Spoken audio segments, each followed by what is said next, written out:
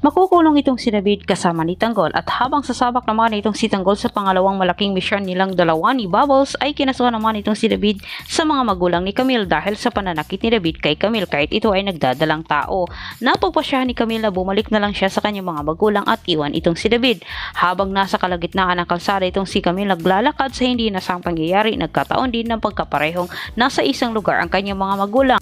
Sumambulat sa mata ng mga magulang ni Camille ang hitsura ni Camille na may pasa ito sa mukha at parang namumulubi na.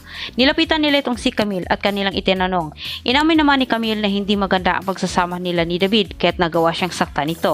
Galit na galit ang mga magulang ni Camille kay David. Hindi nila matanggap ang sinapit ni Camille sa kamay ni David. Gusto nilang parasahan itong si David kaya't agad naman silang nagtungo sa presinto na kung saan sa presinto mismo ng Inleia. Isinilaysay naman ni Camille dito sa mga lispo ang buong kwento sa ginawa ni David sa kanya at itinuro niya itong si David na ang nanakit sa kanya. Sa mga oras na iyon, nagkataon din na wala itong si Rigor sa presinto dahil may inaasikaso kahit hindi naman napang-abot si Camille.